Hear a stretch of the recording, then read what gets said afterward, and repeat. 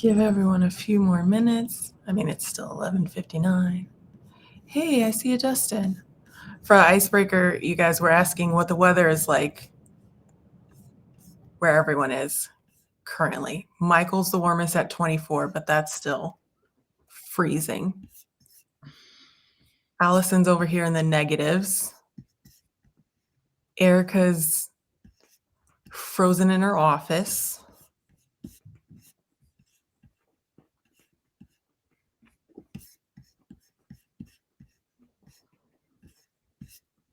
I know Dustin's got to be cold.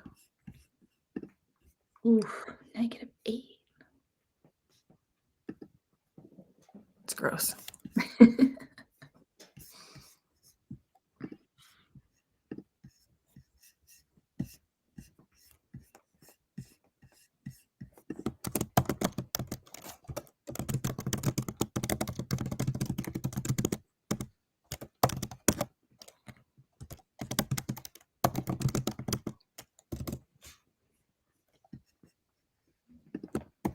I so agree, Dustin. I told Allison, if the snow in the winter doesn't come before Christmas, it shouldn't be allowed. It's too late. You're late. Lock the doors.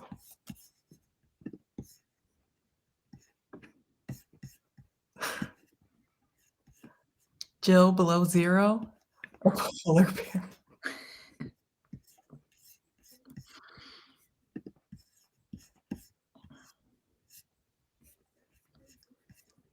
All right, I'm going to start and I'll just let people filter in as they will. Welcome to our first Boulder Hug event of 2025. I'm Desiree Landa, your Boulder Hug leader and the agency marketing manager at HIVE Strategy, a super proud Diamond Solutions partner with HubSpot. We're super lucky today to be diving into Commerce Hub. We've got one of the best to walk us through. So without further ado, I'd like to introduce Allison. She's a senior commerce product specialist at HubSpot, and I'll let her tell you a little more about herself. The floor is yours. Hi, everyone. Super excited to be here. Thank you for having me. Let me share my screen and we can dive into commerce. Let's see. Awesome. Here we go. So let me get to my next slide. I'm Allison, Allison Bosse, Allison Moroney. I got married in the end of September and I'm working through the name change process. So I'm different on every single account that I have here at HubSpot. So we're working through it. I've been at HubSpot about 5 years or just over 5 years now. And I'm in the Boston, Mass area. So yeah, for the icebreaker, we're sitting around 15 right now. I'm sure it feels a lot colder than that outside. I have not yet been outside today. Don't know if I'm planning to go outside at all.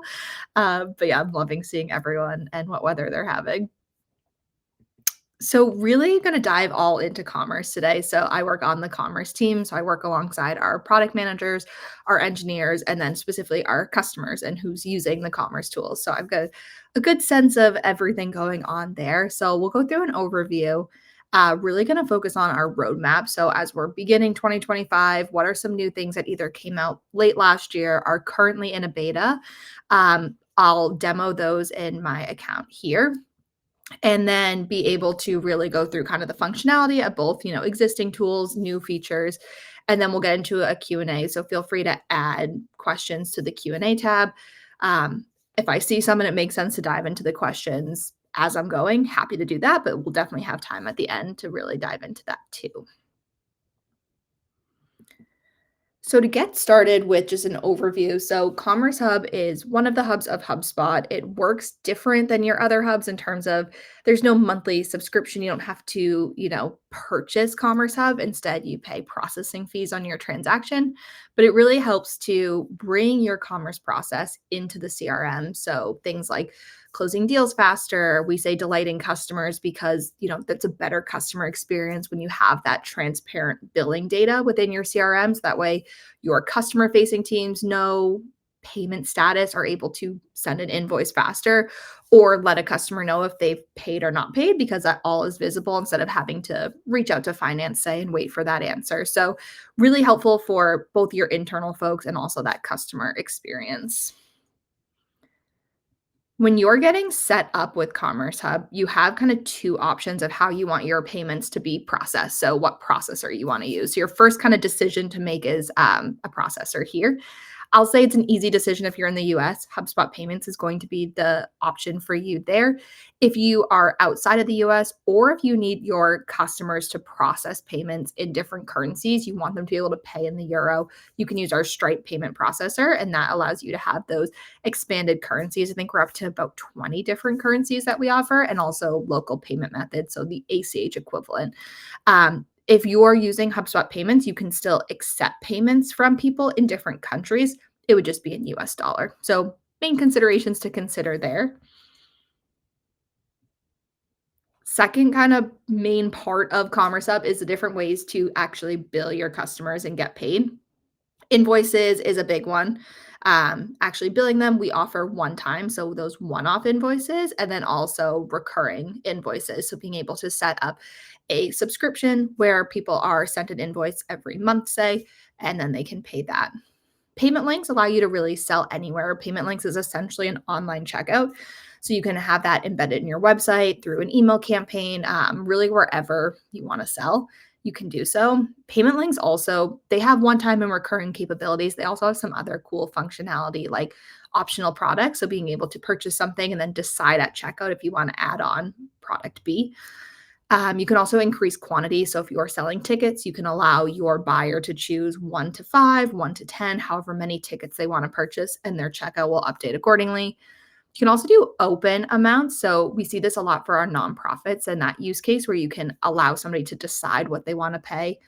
Not a great use case for everyone if you don't want to give people the flexibility to pay what they want, but donations is a strong use case there. In quotes, hopefully you're familiar with this. This has been in the HubSpot tools for quite a bit. They're signable agreements, but they can now be payable. Same thing here, one-time and recurring payments. Quotes also have really cool functionality about payment schedules. So being able to break up that maybe one charge that they owe into different either date-based payments or milestone payments. So you pay a deposit and then the final amount is due when the website is completed.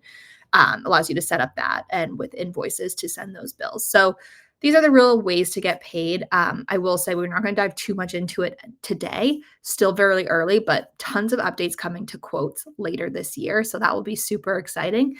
But now they're the same quotes that you know and hopefully love.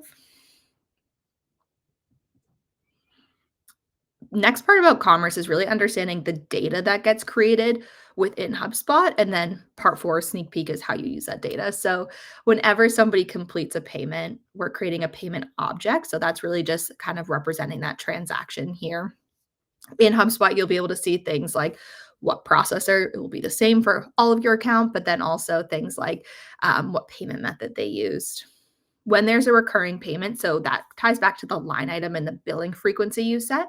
But if there's a recurring payment, we create a subscription object. That subscription object is going to hold the details of that subscription. So when does the subscription start? And when's their next payment?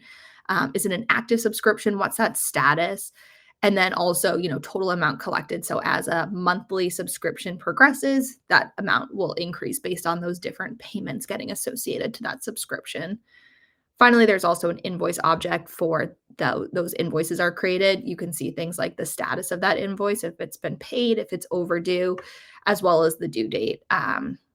We'll talk about it more too, but that invoice object is also what syncs over to the accounting integrations like QuickBooks to be able to keep that sync for those invoices.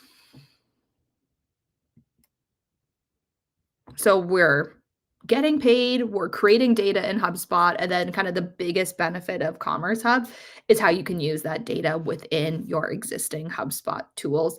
So biggest one there is automation. Specifically, we've added commerce workflows, so subscription-based, invoice-based, and payment-based to go along with the already quote-based ones that exist.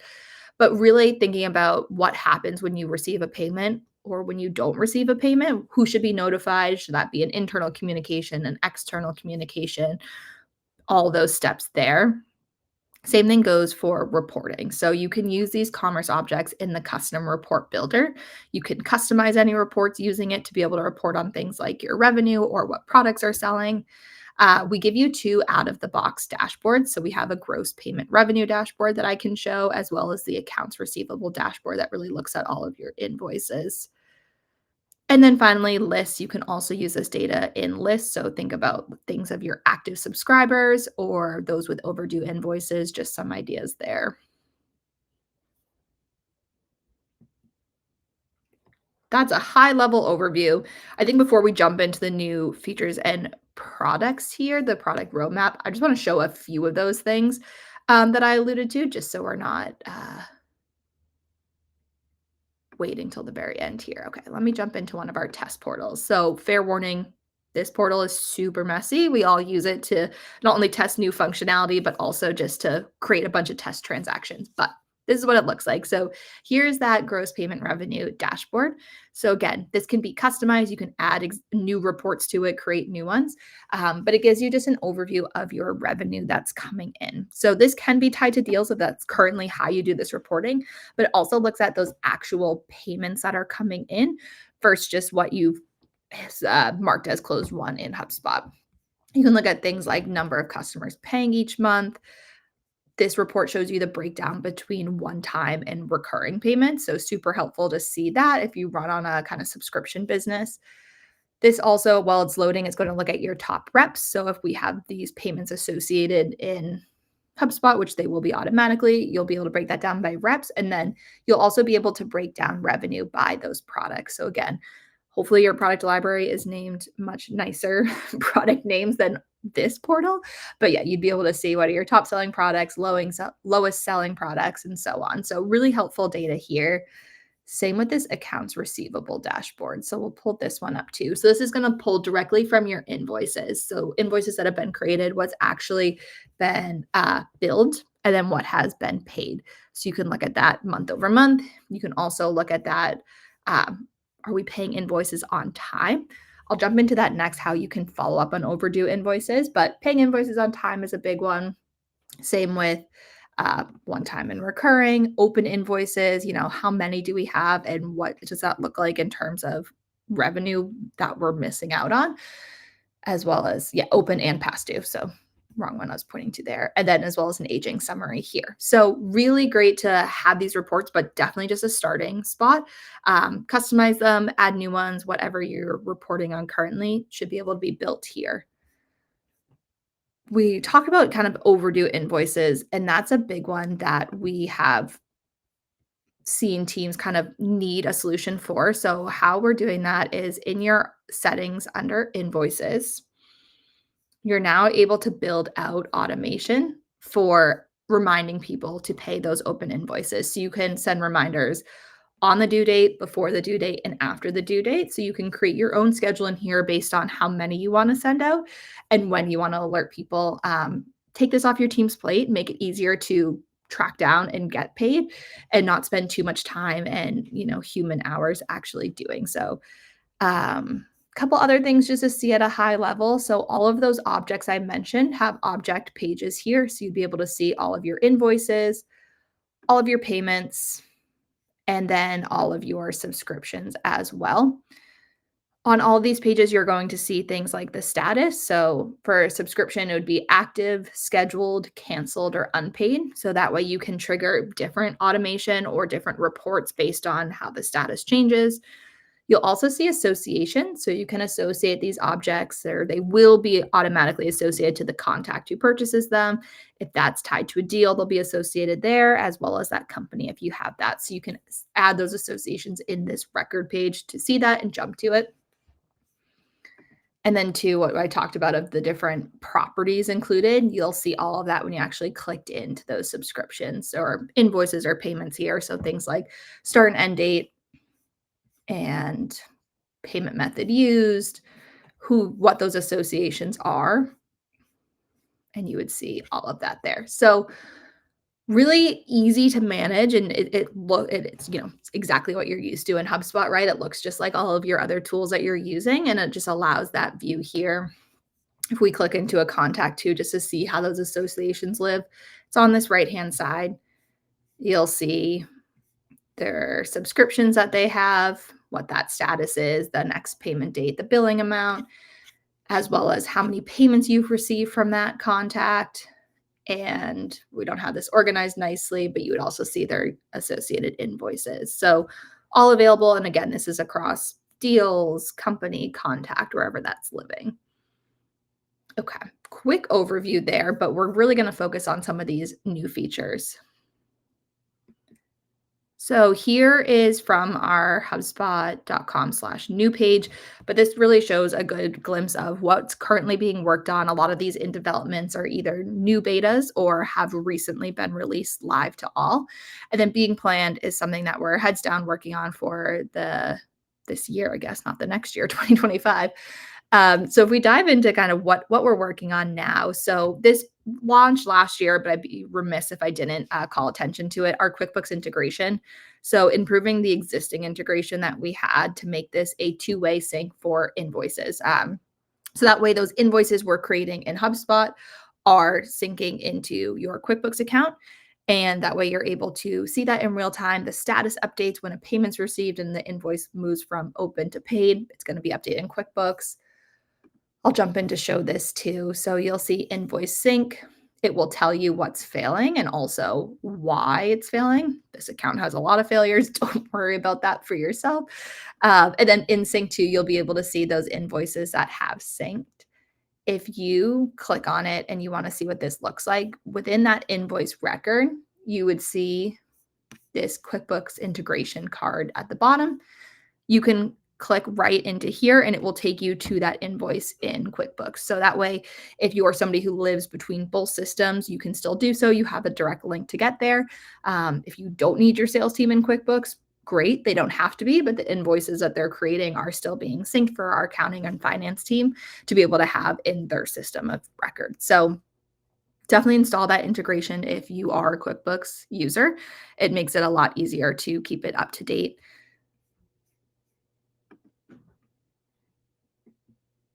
Payment method on file or stored payment methods has been probably the new feature that I'm most excited for so far. So what this feature allows you to do is to actually capture your buyer's payment method at time of checkout to use for a future purchase.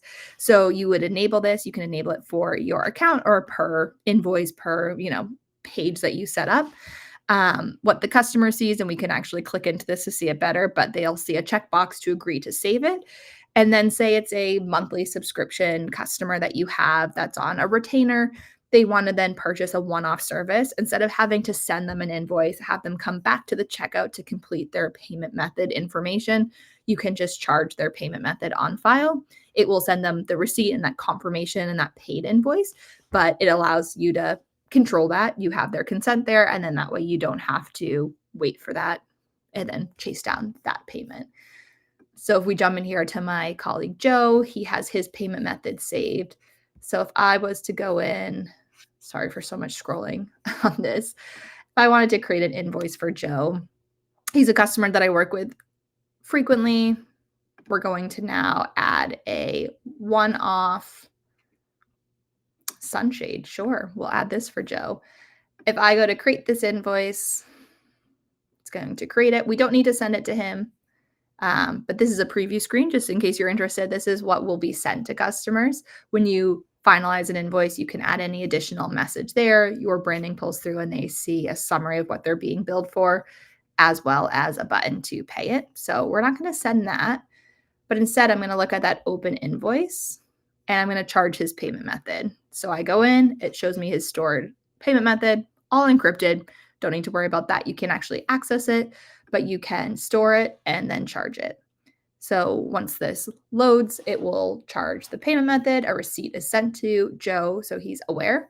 And I might need a quick refresh here, but that status should be updated to paid for that invoice if we scroll back down.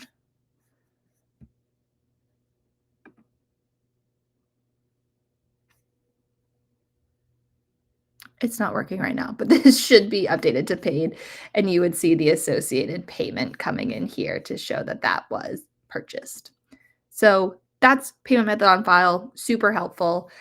More functionality to come with that. That's I believe it just went live to all. It was previously in a beta. soon you'll be able to do it with even less clicks. But yeah, that allows you to really control that billing, especially for those one-off purchases, and then have that control there. All right, what's next? Taxes. So taxes is a big one. Tons of feedback we've heard on taxes. So we previously, I want to say it's kind of midpoint last year, rolled out line item taxes. So you could add taxes to your invoices to bill your customers. It was a great solution to start, but it still allowed for a lot of manual entry and opportunity for error when you're having your sales team have to remember what's taxable, add that in. Automated taxes are in a private beta. You should be able to access this from the product updates tab in your portal to request access. What it allows you to do, if I jump into the products page here, when you're creating a product, you can add a tax category. So if the product should be taxable, you can add what category that is. You'll see that then it shows it here. What then happens is when you're building an invoice and you add one of those products to the invoice that is taxable, once that is sent to your buyer, it's going to look at your buyer's location, see if that tax applies, and then charge it. And that's what it will show on the actual checkout page, the associated tax rate, what that tax total is, and then add it to the total that they check out on. So automated taxes is going to be super helpful to ensure that these are getting created accurately, you're capturing those taxes, and then you don't need to worry about making sure you're adding that. So that is the automated tax solution. It's in private beta. I don't know the timeline for when it's rolling out to live to all, but you can request access to it and our product team will get you ungated there. Small update, but definitely impactful for certain use cases here is billing frequencies. So previously for those recurring payments and subscriptions, we could only do, I think the lowest frequency we had was monthly. And then it went up to, quarterly, semi-annual, annual, every 2 years, and so on.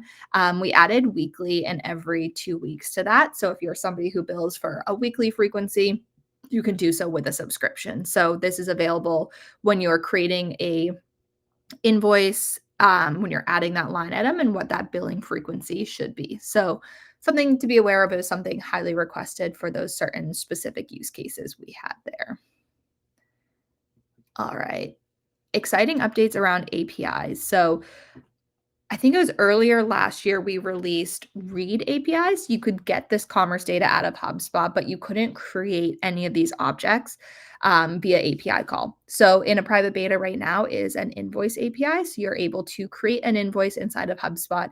You can create a payable invoice too if you're using HubSpot Payments or Stripe, and then have it be created from whatever external system that you're using, created in HubSpot and sent for payment and to bill your customers.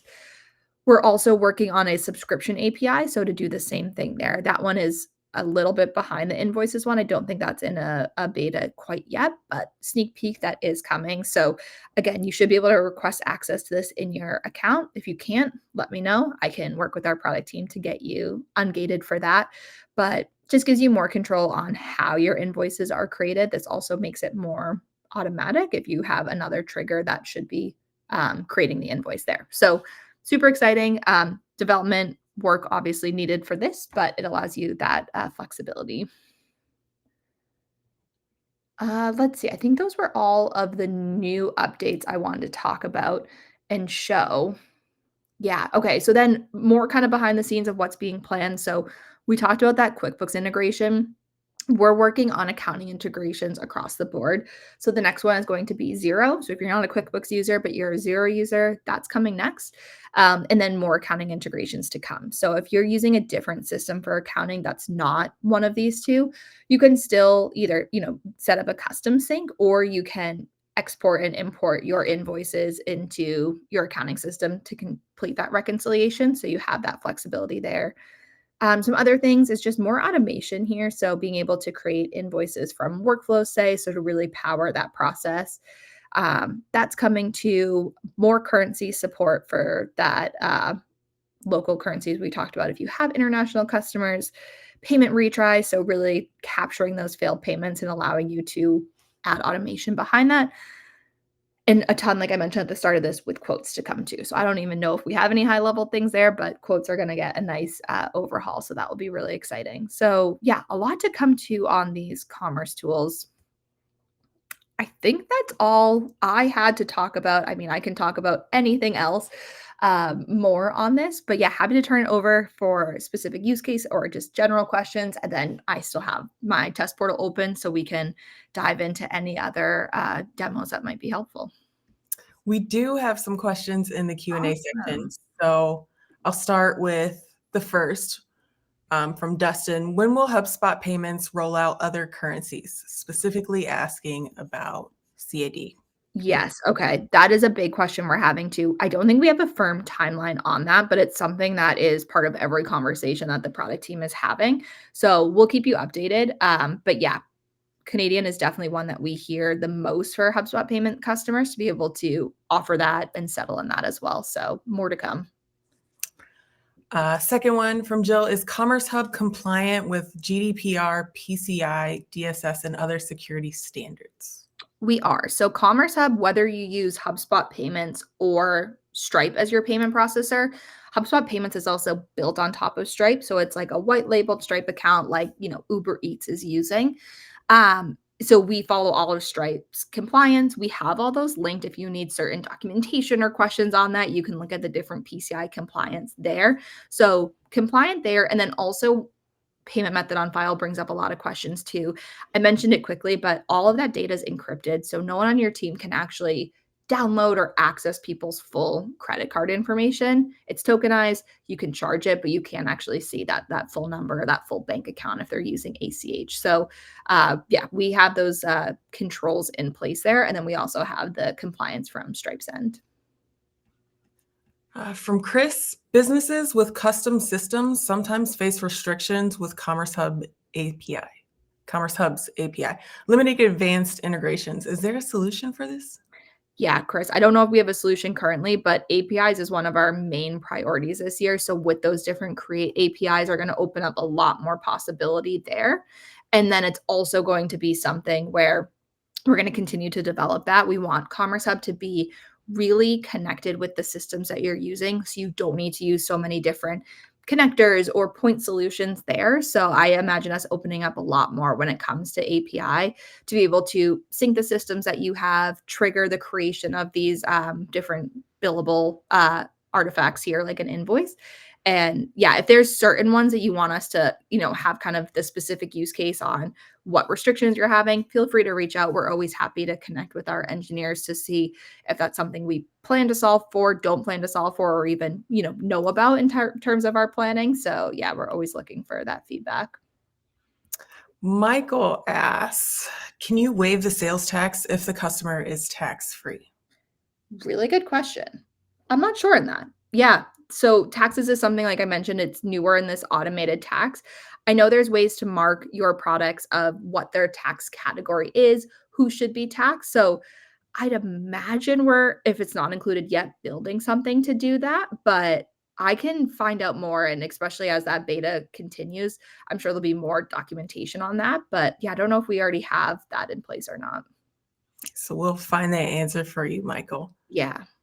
And Lindsay asks, can we customize invoices, payment portals, or checkout experiences to align with our brand? You can. So I'll show that too. So let me jump into, so invoices to start. If we pull up, oh, this is in our international portal. We'll go into this portal. So if I open up this invoice, so your invoice and all of your kind of payment portal, your payment links are going to pull from your overall account branding. So in your account default settings, you have your brand kit that's used for everything throughout HubSpot. We're also going to use that for our commerce tools. So your branding will pull in.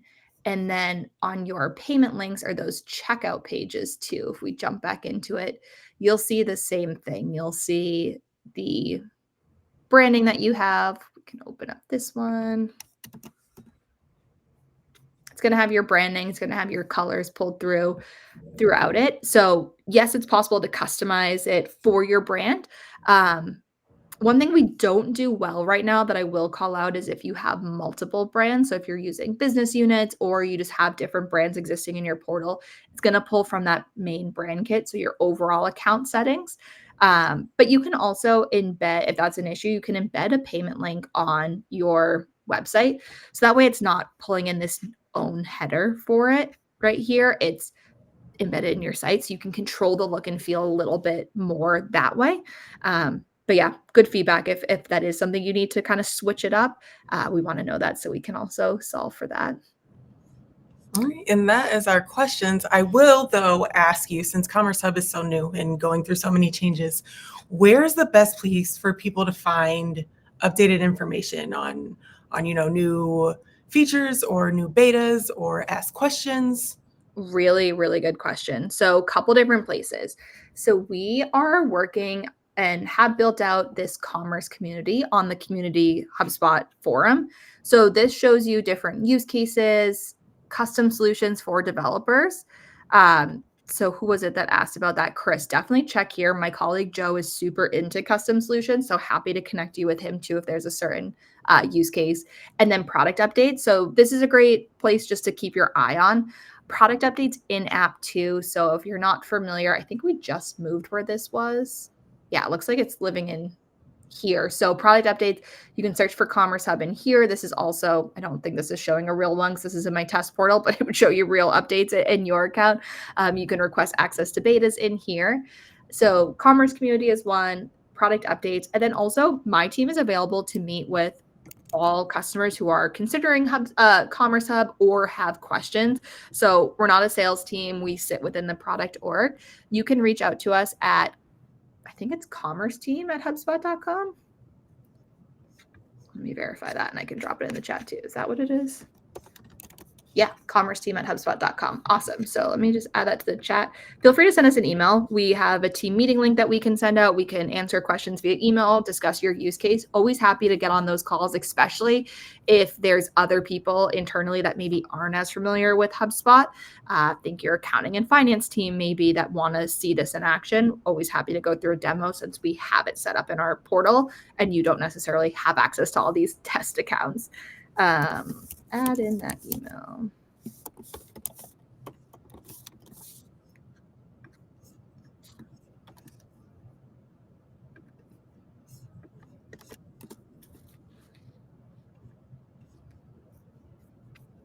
And then too, if there is content or trainings that would be helpful, we're always looking for that. So we're working with the Academy team to get more Academy content out there because we love our Academy team.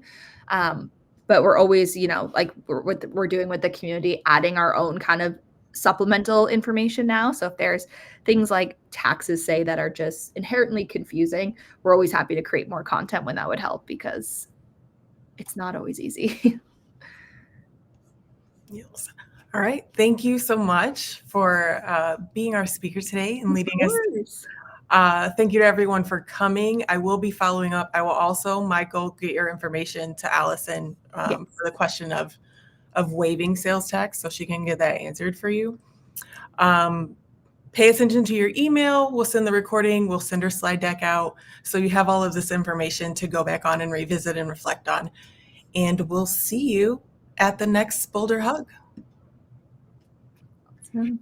Thank you. Thanks, everyone. Yep. Bye.